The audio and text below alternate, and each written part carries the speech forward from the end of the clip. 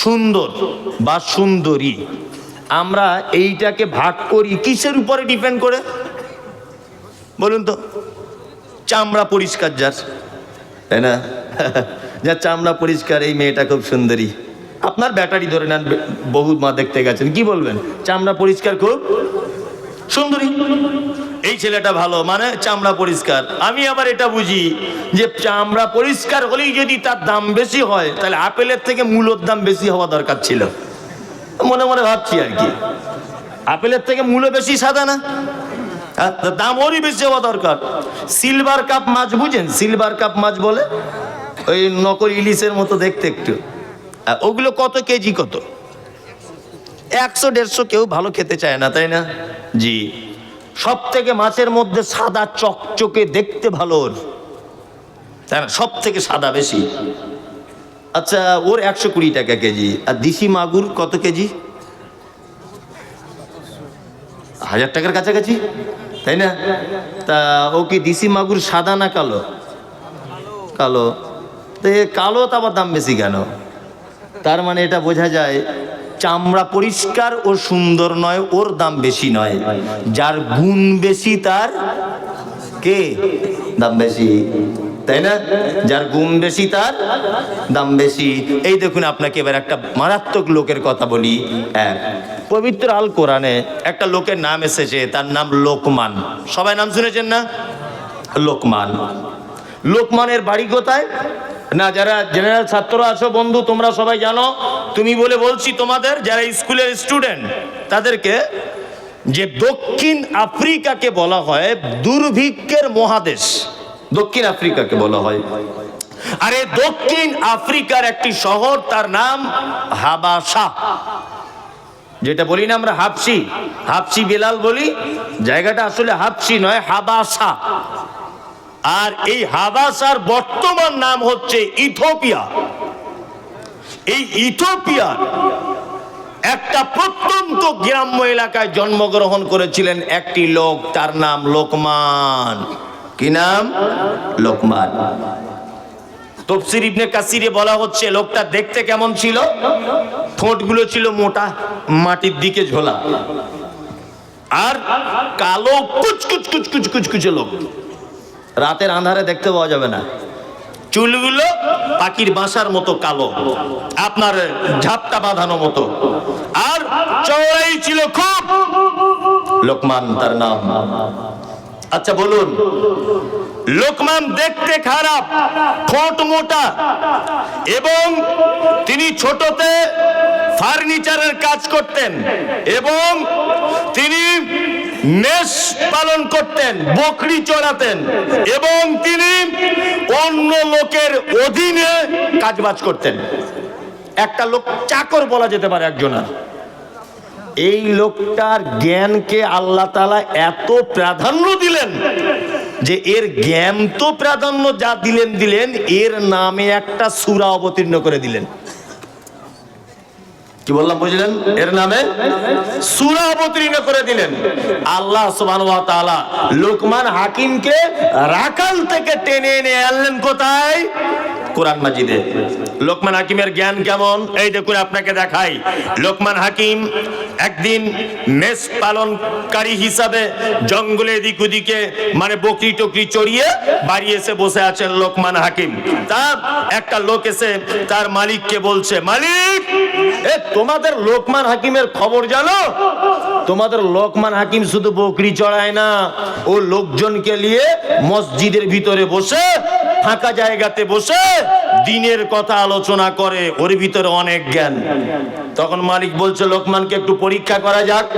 লোকমানকে একদিন মালিক হঠাৎ করে বলছে, লোকমান, আজকে বাড়িতে কি রান্না হয়েছে? বলছে, বকরির গোস্ত।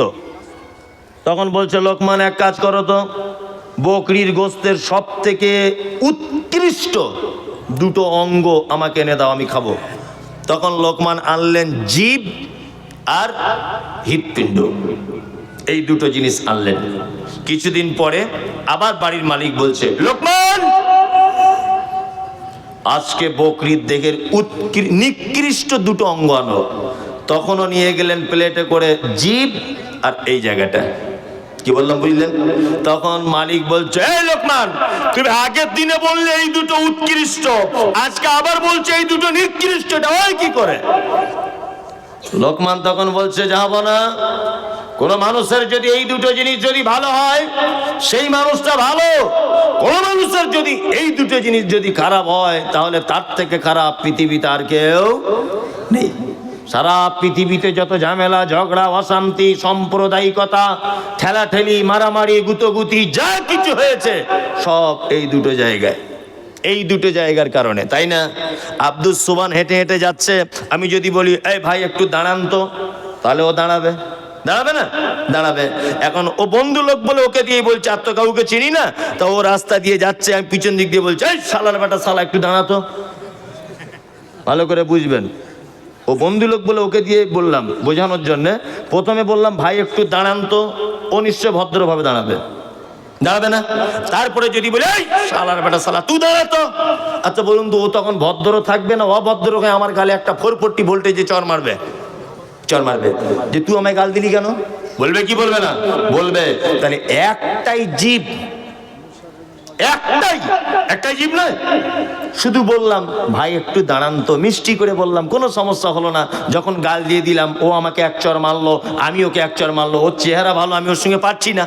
না, আমার দুটো ছেলে আসছিল রাস্তা দিয়ে, বাঁশ নিয়ে এসে ওর মাথায় মারলো, ওর বেটা এসে আবার আমার মাথায় মারলো, তাতে করে বোঝা যাচ্ছে যে গোষ্ঠীগত দ্বন্দ্ব হতে হতে সারা গ্রাম ঝামেলা। মূল অপরাধ কে? হ্যাঁ, এই জায়গায়। আর একটা সাংঘাতিক ব্যাপার, সেটা হচ্ছে এই জায়গাটা যার নষ্ট, এই তো সেই মুর্শিদাবাদ, এই সেই মুর্শিদাবাদ যেখানে নবাবের মতো মানুষের বাড়ি ছিল। আপনাদের পাশেই তো নাকি? হ্যাঁ, জানেন নবাব ব্রিটিশদের সঙ্গে যুদ্ধ করেছিলেন নদিয়ার পলাশীর আমবাগানে, জানা আছে? হেরেছিলেন না জিতেছিলেন? হ্যাঁ, হেরেছিলেন না? কেন হেরেছিলেন তার ইতিহাস। গোলাম আহমেদ মুর্তজা বাংলার বিখ্যাত বক্তা সম্রাট ছিলেন, উনি বইয়ের ভিতরে বিস্তারিত ইতিহাস লিখেছেন। আমি ওনার বই থেকে পড়ে নকল করে আপনাকে বলছি, তবে ওনার ইতিহাসের সঙ্গে স্কুল সিলেবাসের ইতিহাস নাও মিলতে পারে, কারণ ওনার ইতিহাস চরম পর্যায়ের উন্নত মানের ইতিহাস। উনি বলছেন যে নবাব সিরাজকে পলাশীর আমবাগান থেকে পরাজিত করার, লাল পতাকা দেখিয়ে তাড়িয়ে দেওয়ার সব থেকে বড় ভূমিকা যার ছিল, তার নাম হচ্ছে মিস্টার মীর জাফর আলী। নাম জানেন? নবাবের বাড়িতে ছিল, নবাবের খেয়েছে, নবাবের গাড়িতে চড়েছে, নবাবের সাথে থেকেছে, কিন্তু নবাব ব্রিটিশদের মারার যে চক্রান্ত করেছিলেন তার বাড়িতে বসে সমস্ত চক্রান্ত জানতেন মীর জাফর আলী। ভিতরে ভিতরে নবাবকে, উপরে উপরে নবাবকে বলেছে, আমি আপনার পক্ষে আছি, ব্রিটিশদেরকে দেশ ছাড়া করতে হবে। এরা দাড়ি রাখলে কর আদায় করে, নীল চাষীদের কাছে কর আদায় করে, এরা তো সেই ব্রিটিশ, নামের আগে মোহাম্মদ লিখলে কর আদায় করে, মুসলিম নাম দেখলে কর আদায় করে। এই ব্রিটিশকে ঐক্যবদ্ধভাবে দেশ ছাড়া করে দিতে হবে। সমস্ত রকমের কথা মীর জাফর আলী নবাবের বাড়িতে বসে বসে করেছে।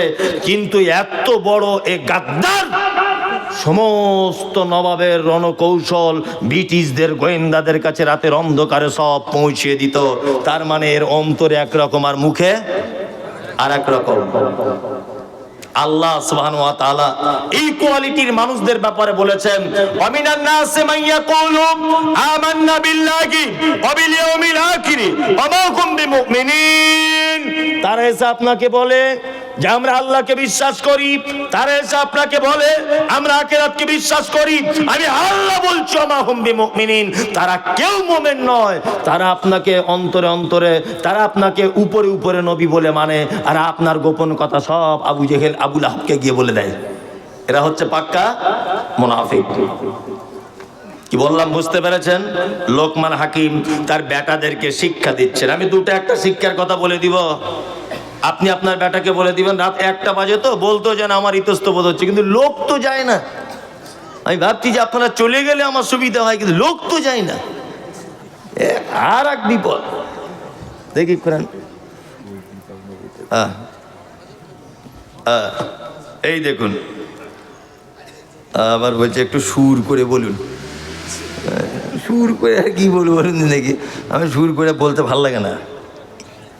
আল্লাহ সুবহানাহু ওয়া তাআলা লোকমান হাকিম তার বেটাদের যে শিক্ষা দিয়েছেন, সেই শিক্ষা অত্র কোরআনের ভিতর আল্লাহ সুবহানাহু ওয়া তাআলা নোট করেছেন।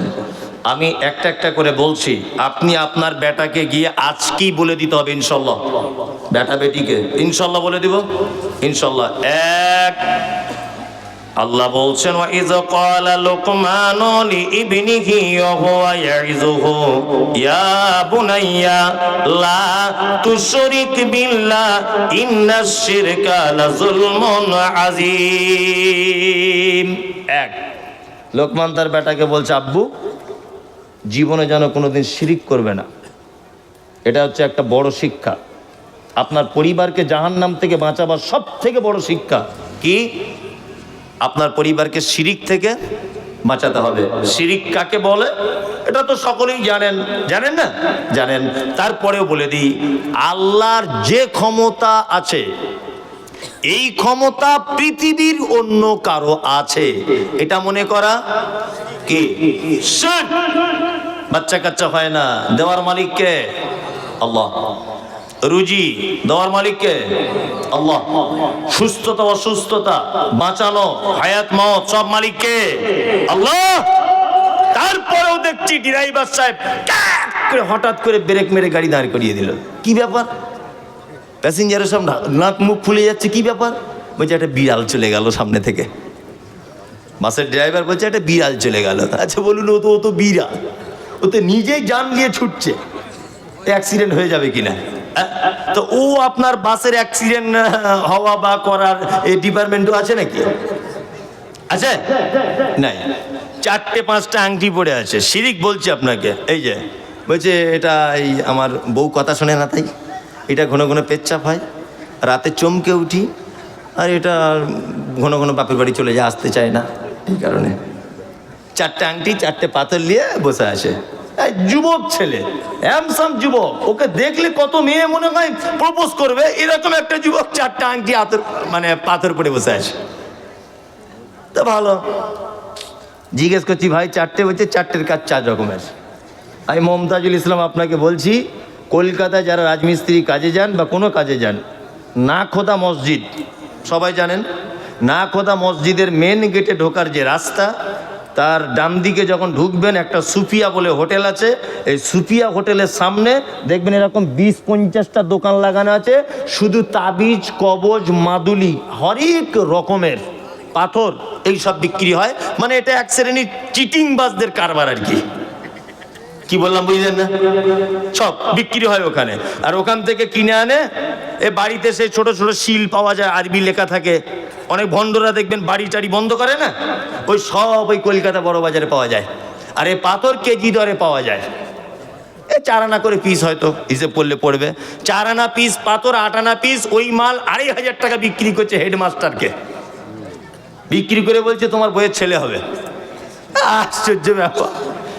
হেডমাস্টারে পড়েছে কোন স্কুলে? তার বাপ মাকেও বেঁচে নাই। ওর কপালে ঝ্যাঁটা লেগেছে বলে কলকাতার পাথর নিয়ে চিটিংবাজি করছে, আর হেডমাস্টার কিনছে ওর বইয়ের ছেলে হবে বলে পাথর। আশ্চর্য ব্যাপার। এই ঘটনা ঘটছে কি ঘটছে না? চলুন, হযরত ওমরের নাম শুনেছেন? ওমর খুব জ্ঞানী লোক, তো খুব জ্ঞানী লোক। জান্নাত থেকে একটা পাথর ডাইরেক্ট পৃথিবীতে এসেছে, তার নাম হাজরে আসওয়াদ।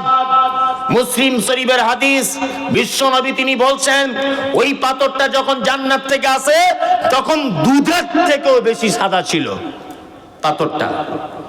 কিন্তু আদম সন্তান পাপের বোঝা নিয়ে মক্কাতে এমন চুমু খেয়ে নিয়েছে, পুরো কালো আলকাতরার মতো করে দিয়েছে। আমিও চুমু খেয়ে এসেছি 3 বার, চুমু খেয়ে এসছি ওখানে। আল্লাহু আকবার।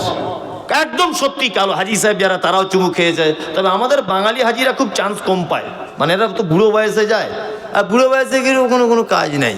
ওই আফ্রিকা নাইজেরিয়ান ছেলে মেয়েদের এইরকম একটা গুঁতো খাবে, 40 ফুট দূরে গিয়ে পড়বে। ওর যাওয়া মানে বেকার। কি বললাম বুঝলেন?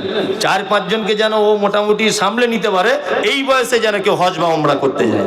ও বুড়ো বয়সে এরকম করে গিয়ে ও কোনো লাভ নেই, বেকার, একদম কোনো কাজ করতে পারবে না। যাই হোক, তারপরেও আল্লাহ যাদের কবুল করেছে তারা গেছে। যাই হোক, এখন এই হাজী সাহেবরা হজ করতে গিয়ে পাথরে চুমু খায়, খায় না? খায়। হযরত ওমর এইরকম ভাবে দাঁড়িয়ে ওই পাথরের দিকে আঙুল দিয়ে বলছে, পাথর, আমি তোমাকে কোশ্চিন কালো চুমু খেতাম না, কোনদিন তোমাকে আমি চুমু করতাম না, শুধু চুমু খাবো এই কারণে আল্লাহর নবী খেয়েছিলেন তাই। তার মানে পাথর তুমি আমার কোন রকমের উপকার কিছু করতে পারো না, ক্ষতি করতে পারো না। তার মানে জান্নাতের পাথর যদি মানুষের উপকার ক্ষতি করতে কিছু না পারে, তা এই চিটিংবাজদের পাথরে কাজ হয়? কাজ হয় বলুন? কলকাতাতে একটা মাজার আছে, তার নাম বাগমারি, জানেন? নাম শুনেছেন বাগমারি? ওই মানিকতলার পাশে, মনে হয় মানিকতলার পাশে বাগমারি। সোশ্যাল মিডিয়াতে এখনই সার্চ করবেন বাড়ি গিয়ে, বাগমারির দরবার শরীফ। বাগমারির দরবার শরীফ পীর সাহেব বক্তব্য রাখছে আর বলছে, বাবারে ও মায়ের আমার, কি ঘটনা কি সেটা বল। তবে যে ঘটনা হচ্ছে, আল্লাহর নবী খন্দকের যুদ্ধের দিনে যে পাথর পেটে বেঁধেছিলেন, ওই পাথর আর কোথাও সংরক্ষণ করা হয়নি। ওই পাথর ওইখান থেকে নিয়ে চলে আসা হয়েছে আমাদের কলকাতার বাগমারিতে, আর সেই পাথর এখানে রাখা আছে। কেউ যদি 7 বার এই পাথরটা চক্কর দিয়ে ঘোরে, তাহলে ফাল্গুন চৈত্র মাসের গাছের পাতা যেমন ঝরঝর ঝরঝর ঝরঝর করে পড়ে, ঠিক তেমন তার গোনাগুলো ঝরঝর করে পড়ে যাবে। আমি কমেন্ট করে দিয়েছি, পাক্কা চিটারের বেটা চিটার। হ্যাঁ, মক্কা মদিনায় কোটি কোটি মানুষ বসবাস করছে, ওই পাথর ওখানের কোনো মিউজিয়ামে রাখতে পেল না, আর ওইখান থেকে চলে এলো পাথর তোমার বাগমারিতে। পাছার চামড়া তুলে দিব বিয়াদব কোথাকারে, মিথ্যুক। পৃথিবীর একটা ভয়ঙ্কর পাপ, মারাত্মক ভয়ঙ্কর পাপ। আপনার স্ত্রী খুব সুন্দরী দেখতে, খুব সুন্দরী। আচ্ছা বলুন তো, আপনার স্ত্রী যে সুন্দরী, এতে আপনার কোনো অবদান আছে? আছে? নাই, কোনো অবদান নেই, কোনো অবদান নেই। আপনার অবদান কি করে না, আপনি বিয়ে করেছিলেন, 5,000 টাকা মোহর, ইমাম সাহেবকে 500, আর একটা নাকের ফুল দিয়েছিলেন, যে আপনার বউ হয়ে গেছে। অপরূপা সুন্দরী আপনার স্ত্রী, ওকে রেখে আপনি দিল্লি খাটতে গিয়েছিলেন। 6 মাস পরে বাড়ি এসছেন, এই 6 মাসের ভিতরে আপনার সুন্দরী বউ আপনার ছোট ভাইয়ের সঙ্গে চুলের পাড়ে বসে গল্প করতে করতে করতে করতে করতে একটু খাতির হয়ে গেছে আর কি। এখন আপনি 6 মাস পরে বাড়ি এসে দরজা খুলে দেখছেন আপনার নিজের ছোট ভাই আপনার বইয়ের গলা ধরে চুপচাপ মেরে বসে আছে বা শুয়ে আছে। বলুন তো, আপনার রাগ হবে কি হবে না? হবে। কেন, নিজের ভাই ভাবি হিসাবে গলা ধরেছে তাও রাগ হবে? তাও হবে, তাই না? কিসের এত অধিকার, কিসের? কি দিয়েছো তুমি ওই নারীটাকে? 5,000 টাকা দিয়েছো মোহর, 500 টাকা ইমাম সাহেবকে বিয়ে পড়ানোর জন্য দিয়েছো, আর কি দিয়েছো? একটা নাকের ফুল কিনে দিয়েছো। সামান্য এই 2-3টে জিনিসের কারণে এত অধিকার যে তোমার ওই বউটা যদি তোমার নিজের ভাইয়ের গলা ধরে তবুও তোমার জ্বালা ধরে। ও যদি কারোর দিকে ফিরে মিষ্টি করে হেসে দিয়ে যদি কথা বলে তবুও তোমার রাগ হয়। এবার আপনাকে বলুন, এই যে এই আমার দিকে ফিরুন, এই যে ফোল্ডিং সিস্টেম, এটা আচ্ছা বলুন তো, এটা যদি মোটর সাইকেলের কোনো পার্টস হতো, গ্রিস করতে হতো না 4 মাস পর পর? না তো জং লেগে যেত? এই যে অটোমেটিক, এই গ্রিস করা লাগতো না? গাড়ি ঘোড়া কিছু হলে লাগতো কি লাগতো না? লাগতো। এই যে আই পাওয়ার, এটা যদি ব্যাটারি চালিত হতো চোখটা, কত টাকার ব্যাটারি যেত বলুন তো? যেত কি যেত না? আপনি যে অক্সিজেন নেন, অক্সিজেনের মালিককে জোরে বলুন, আল্লাহ। আপনার যে আই পাওয়ার, এই আই পাওয়ার, এই যে সিস্টেম টোটালটাই কার দান? আল্লাহর দান। আপনি যে জমিনে চলেন, এ জমিন কার? আল্লাহ। সামান্য 5,000 টাকা মোহর দিয়ে অন্যদিকে যদি তোমার বউ কারোর দিকে ফিরে তাকায়, তোমার যদি জ্বালা ধরে যে আল্লাহ তোমাকে বানিয়েছে, তোমার রুজির ব্যবস্থা করেছে, তোমার হাই পাওয়ার দিয়েছে, তোমার গিরিজ ভরে দিয়েছে মরণের মতো করে, তোমার কথা বলবে স্পিকিং পাওয়ার দিয়েছে, তুমি জমিনে চলবে প্রশস্ত করে দিয়েছে, তুমি ব্যবসা করবে তোমার দক্ষতা দিয়েছে, তুমি যা করবে টোটালটাই দান কার? আল্লাহ। যদি এই আল্লাহকে বাদ দিয়ে অন্য কারোর সঙ্গে যদি গলা ধরে পীড়িত করতে যান, এটা আল্লাহ রাগ করবে না খুশি হবে? হ্যাঁ, খুশি হবে না, রাগ করবে। এর নাম শিরক। বুঝাতে পেরেছি? তার মানে সৃষ্টিকর্তা আল্লাহকে বাদ দিয়ে অন্য কোথাও যাওয়া মানে শিরক। চলুন আপনাকে আর একটা কথা বলে দিই, বিস্তারিত করে বলছি না।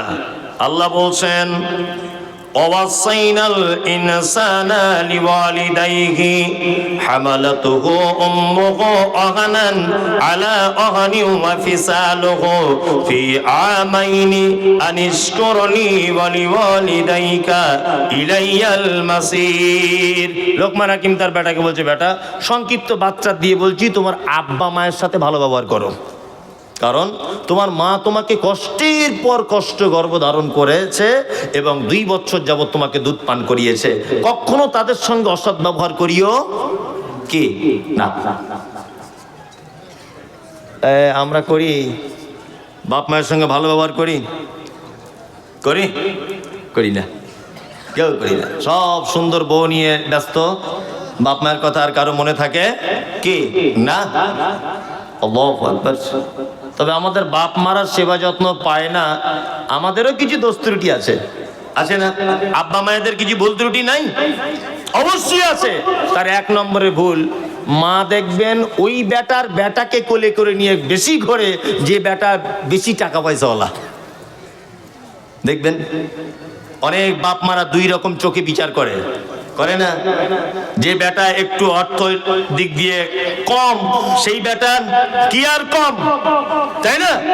আর আরেকটা ব্যাপারে আমরা বাপ মারা ভুগছি, এই কথাটা বলে বক্তব্য শেষ করে দিব, একদম 1টা বেজে গেছে। আমরা বুড়ো বয়সে বাপ মায়ের কাছে ভালো মন্দ, হ্যাঁ বুঝতে পারছি কি বলছে, হ্যাঁ বুঝতে পেরে গিয়েছি। হ্যাঁ ওটা আগে না, ও আচ্ছা আচ্ছা, সেটা যদি আর একটু আগে বলে দিত তাহলে ভালো হতো আরো। যাই হোক, তাহলে ওইটাই যখন আগে, তাহলে আর আমি ওই দিকে বাড়ছি না।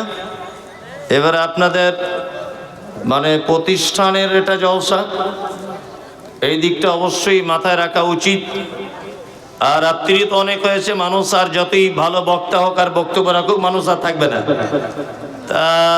আর দানের কথা আমি ভয়ে বলতে পারছি না, মানে বললেই লোক সব পালাবে এক্ষুনি, এরকম একটা ব্যাপার। তবুও বলি, হ্যাঁ যারা এখানে বসে আছেন আপনাদের কাছে খুব অনুরোধ যে আপনারা মাদ্রাসাকে কিছু সহযোগিতা কি করুন, সকলেই কিছু সহযোগিতা করুন।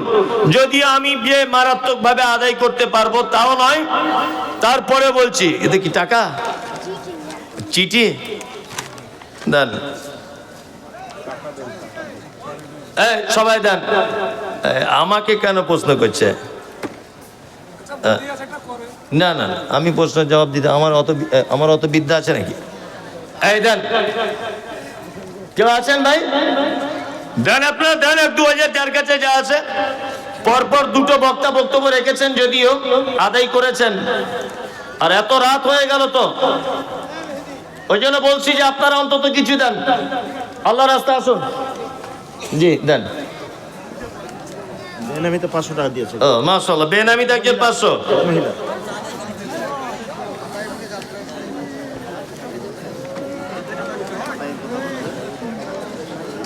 আচ্ছা ভাই, চলে তো যাবেন, অন্তত 200-500 টাকা দিয়ে যান মাদ্রাসাতে, চলে তো সবাই যাবেন, শেষ দুয়াটাও নিয়ে যান। জি মাশাআল্লাহ, দেন সকলেই দেন। এই না শেখ বাহাত দি। আসলে না, মানুষ তো সব চালাক, জানে প্রধান বক্তা দান চাইছে মানে আর থেকে লাভ নাই, ও আর কিছু বলবে না, সবাই বোঝে আর কি ব্যাপারটা। জি দেন, সকলেই দেন। ইসলামে একটাই তো মাযহাব, কেন 4টি মাযহাব? মানা কি ফরজ না ওয়াজিব না? কিছুই নয়, মাযহাব মানা কিছুই নয়। আল ইয়াউমা আকমালতু লাকুম দীনাকুম ওয়া আতমামতু আলাইকুম নি'মাতি ওয়া রাযীতু লাকুমুল ইসলাম দীনা। ইসলাম মুহাম্মদ সাল্লাল্লাহু আলাইহি ওয়াসাল্লামকে দিয়ে পরিপূর্ণ করে দেওয়া হয়েছে। এখানে আর কোনো মাযহাব টাযহাব কাউকে দিয়ে ইসলামের আর কিছু ঢোকানো যাবে না, এর থেকে কিছু বার করাও যাবে না।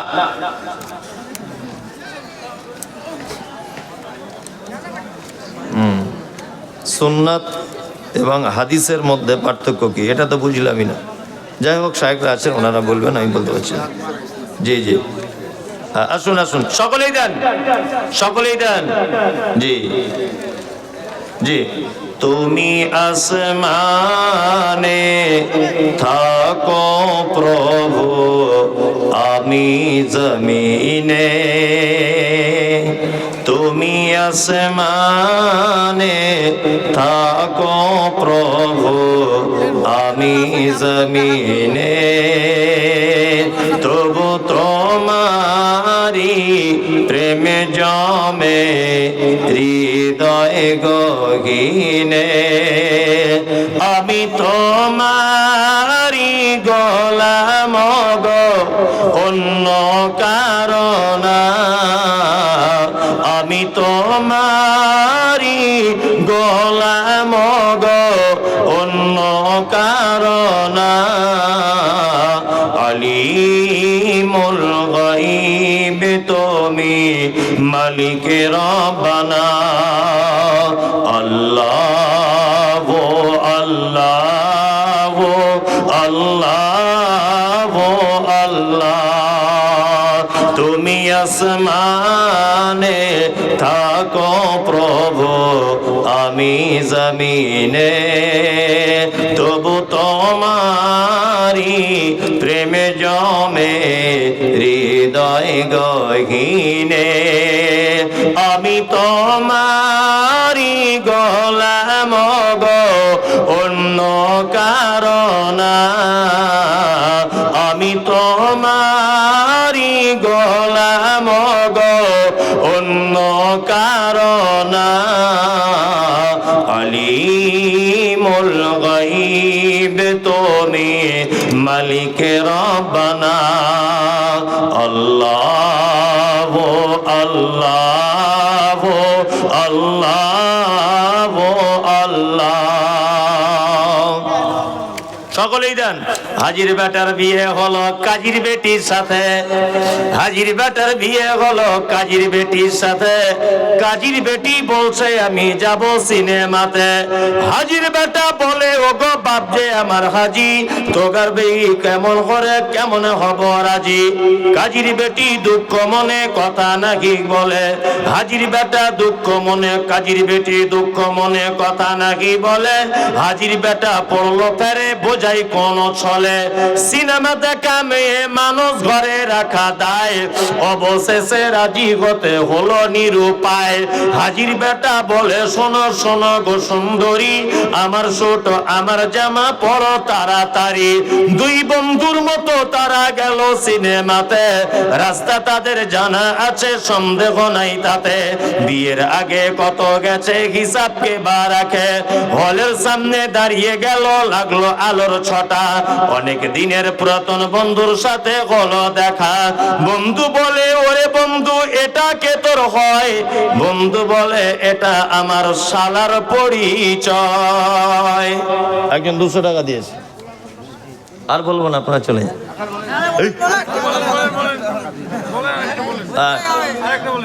আচ্ছা তাই না? ঠিক ঠিক ঠিক। আদেশ করিল আল্লাহ পবিত্র কোরআনে, আদেশ করিল আল্লাহ পবিত্র কোরআনে। আর বিবাহ করিতে যত আদম সন্তানের, কোরআনে আদেশে আল্লাহ যদি না করিত, মানুষের বংশ সব ধ্বংস হয়ে যেত। কিন্তু গায়ে বর্তমানে ঘটেছে এমন, কিন্তু গায়ে বর্তমানে ঘটেছে এমন। বেটির বিয়েতে বেটার বাপ নিচ্ছে কত পণ। কেউ সোনা দানা নিচ্ছে, কেউ টাকা করি, কেউ জমি জায়গা নিচ্ছে, কেউ নিচ্ছে বাড়ি।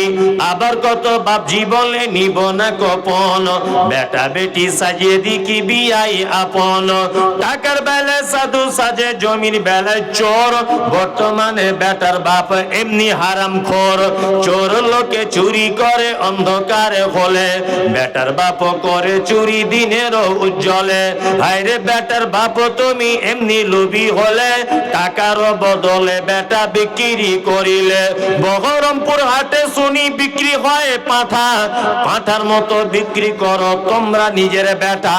হায়রে বেটার বাপ তুমি এমনি লোভী হলে, পাঁঠার মতো বেটা বিক্রি করিলে। তোর জন্য কত নারী বিষ পান করে, কত নারী গলায় দড়ি দিয়ে ঝুলে পড়ে। এর জন্য কে বাদাই জানো বেটার বাপ, শত শত বেটির বাপরা দিচ্ছে অভিশাপ।